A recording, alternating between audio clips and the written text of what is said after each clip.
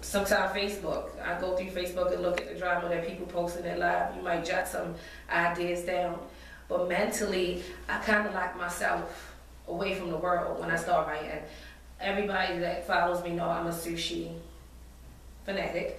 I need to go to a sushi bar, get some sushi. I need a cup of coffee, and then I just go into my zone. And that's a part of your... That's part of my ritual. Wow. Sushi. Sushi. It is funny, I don't eat all sushi. Oh, I eat all sushi. Pre-cooked. I eat all sushi. Some fried stuff in it. Yeah, I just started eating sushi last year. Are you serious? I was scared. It was like a So little child scared. He was, come on. No, I ain't going, I ain't eating.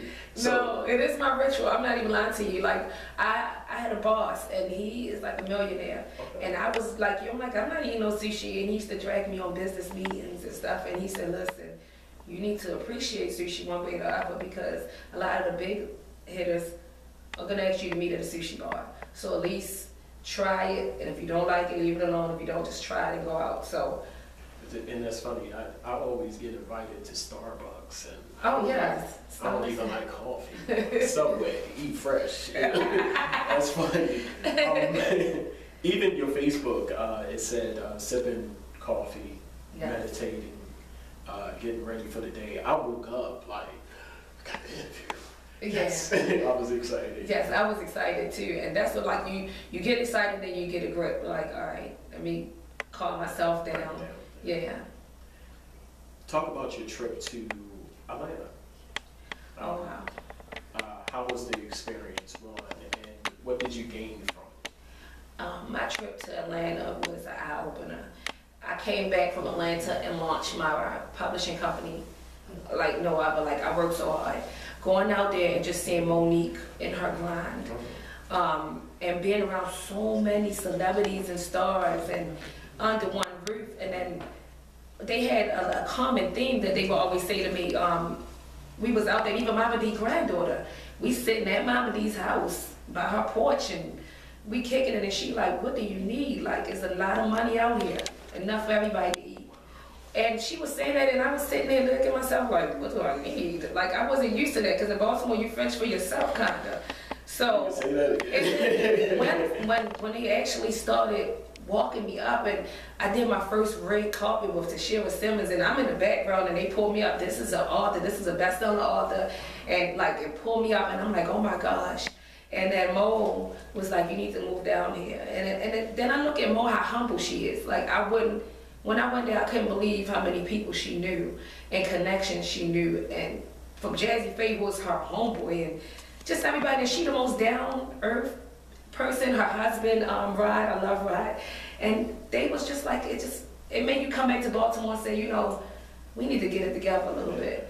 And then, by Ty, my hubby, he is into music. Okay. And I'd be the first to say, I'm not just saying it because I'm dating him, because we laughed about this. And when I started dating him and heard his music, I said, oh my God, you really could rap. He said, so you wasn't listening to my music before? I was like, yeah, I listened to it, but I didn't think I listened to it. Okay. And then I was like, oh my God, then he had a video that came out, Life Isn't Promised, Tomorrow Isn't Promised. And that video was a one-of-a-kind video, and I just don't think Baltimore gave him the support, or still give him the support he deserved. And every time, not to cut you off, every time when I talk to whomever, guest on my show, even you right now, that one word come into play: support. Support. And I get upset, but back then it was like, man. But it's right there. It's like you're help each other. Yeah, it's. I live in your city. 9 times out of 10, I know you. Yeah. And Baltimore is very small. Very small. Small to more. Small to more, yes. Exactly. And I know you.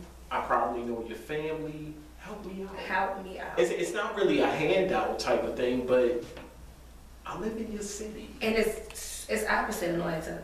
I mean, I would be the first, like, if you would sit home and see his inbox, when his videos or something come out, they'll go in the inbox, oh my God, you're dope. Why didn't you put that under the video? And then the same person that will say that to him, when they have award shows and they ask to nominate somebody, they'll nominate the big names, Boss Man, who are great rappers. I won't give them that, they great. But why don't you throw in the little people that you said, or you say he's a vet, put him out there. So one thing when I went to Atlanta, I told him, and I promised him this, we're not asking nobody else for handouts no more. Exactly. We're not asking for your help, your support. We don't even care if you like anything. What we're gonna do is make you respect us at the end of the day. And ever since we came back from Atlanta, we've been striving for that. Yeah, and it almost gets you in that mindset. Yeah. Just by being here and going to another city and experience their support system. Yes. And you come back here and say, hey, look, Yeah. I've been living here X, Y, Z years and it hasn't happened, so you know what, forget y'all. So. Or you just get love in other people's city. Yes. You know, like, it's just crazy. I didn't understand it. Like, when people was listening to his CD out in Atlanta, or we had a book or something, they was like, oh my God, why y'all not out here? Or they would say, you know you ain't gonna get nowhere staying in Baltimore. Yeah. So it's almost like my family there, my friends there, but do I really have to separate myself from the city that I love just to stand a chance? And I would love to change that. Like I said, as an author, I work with anybody. Yeah. And I'm not where I want to be. I have to depend, like Nikki helped me, Monique helped me. Why would I not help somebody else? And that's how we gonna get to where we need to be. And I still do that. Even though I don't get support, I still support others. Yes. And I'm not going to front, there's an awesome support team right now who showed me love and showed me support as well. So okay. I'm not going to say all, yeah. I will say some. But that's where your blessings are going to come, because the ultimate support that you need come from God. So, and He knows your heart, so by you supporting others, guess what? You got the biggest backing that's supporting you, and that's what I go off of. You have, I call people such as yourself with so many talents, phenoms. Phenoms.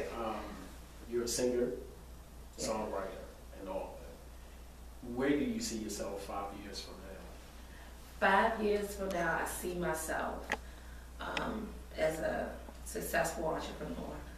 I see myself as an author that's going to be a household name.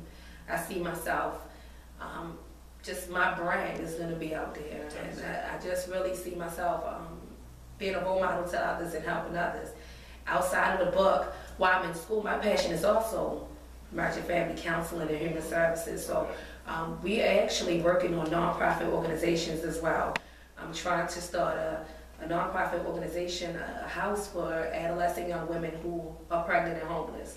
And then we have Ty and my cousin Dirk, shout out to D-Rep. They're trying to get a peer program into the school system to just grasp these young men before they come out. And I have a program for the young women. It's called STAR, and it's called Scholars Taking Actions and Responsibilities, and where I grab some of the graduates, the alumni, and we go back into school and we teach them life skills, job interviews, help them, get into college and mentor them. So I see myself just doing a lot, multitasking, and just doing a lot. I want to be baby Oprah of Baltimore. You heard it, Oprah. Baby Oprah. And she started from Baltimore. And she did. I need to be on your couch, Oprah, and I put that out there once. Like, I'm gonna be sitting, even though you don't have your talk show, it might be the couch in your house, but I need to see Oprah. I need to have a little couch in the back. So, give some advice to anyone that's trying to do what you're doing. For one thing, don't take, if someone shut the door in your face, go build your own house and open your own door. Wow. That's what I did. I was told no. One thing you got to do is believe in yourself. Like, it's going to be so much people telling you can't, and you can't. If you know in your heart, if God puts it in your heart, you're able to do it. He's not going to put nothing in there that you can't do. So it may not come like this. If you got to work at it, and you have to go out and work more than you expect other people to work. Like I said, don't expect handouts and the support, because it might not be there. You have to be your number one supporter at the end of the day. And don't make money be an issue. You know, like, you really gonna have to find a way to get it out there. Even if you gotta start from Facebook and writing little notes, little book notes on there and grabbing a fan base. There's a lot, ebooks and Nook, it's a big, what I wanna say, you can make a lot of money from selling books just online. You don't have to have that money to go print books. You know, you can do that and just believe in yourself at the end of the day. But the number one thing that I can tell you is if you don't put God first, everything else is just, it's not going to come to front. You have to put God first. You got to remember where you come from. And I'm not talking about from Baltimore, from Philly, from New York. I'm talking where you come from, and that's God. So if you don't remember that, you know, you're never going to get to where you need to be. Yes. We touched on your book. Yeah. We touched on singer, songwriter. What's next for Keisha Star? Oh my God, what's next for Keisha Star is being a publisher, being a writer, being a motivational speaker, just being a director of a human services program, helping the community, even the same community. I love Baltimore. We're gonna help, you know, the urban community, and I think that's what's next. What's next is a family for me. You know, like, I've always just boom, boom, boom, I need to settle down. A lot of people tell me that. That was my next question. With everything that you got going on, do you see yourself settling down? Do you see yourself stopping at some point to allow yourself to, catch up? I have to. Because if I don't, then I'll just be alive. I won't be living. You know, I need to slow down to live. And I want to enjoy the people that's here, you know, that's so supportive of me. Ty, my parents, my grandparents, my family. I have a huge Jamaican family, JBR, my cousin Guy. Then I have some amazing friends. I have, oh my God, we call ourselves the Fearsome Foursome. Tanisha, Michelle, Simone. I have Rachel, I have Ann, I have Quentin. I have so many blessings around me that I want to be able to enjoy them. So I'm real slow down so that I can do that. Yeah. That's interesting. Thank you. It was a pleasure having you on Charm City Direct TV. Oh, it was a pleasure being here as well. The first edition. Make sure you stay tuned to the second edition. The first. I want y'all to remember that, the first. The first. Because you did numerous of radio. No, but you know, and I'm not just saying that. This one was an actual, I enjoyed this one. I didn't go over no questions. I didn't do anything. I just came in here just to be that was sipping the coffee and meditating. Yes, just yes. coming in here and be honest. Wow. Yes. So, and I really, you make it feel like home. So anybody else that's coming on, just know it'll be a good interview. I just want to shout out one person, and I'm looking at her right now, Shanika Miller. She invited me in. I was stressing. I did not have a location. Oh. We was about to be outside, walking in the park. That's fine. And she said, wait a minute, I got you a place. And lo and behold, we're right here. So I just want to shout you out, Shanika, for opening your doors to your location. And I'm very humbled, very humbled. Like I said, stay tuned for the second edition of Charm City Direct TV. This is something new, totally new, aside from the radio show. Actually, make sure you tune in every Sunday from 6 to 8 p.m. on MMBP. Music Must Be Played. Go there, go to TuneIn Radio, download the app, type in the search bar MMBP Radio, and enjoy the show, or go to www.mmbpradio.com at 6 o'clock every Sunday, the Charm City Direct Radio Show with your host, the man that you all know and love, Edigga, and go to www.facebook.com/Charm City Direct.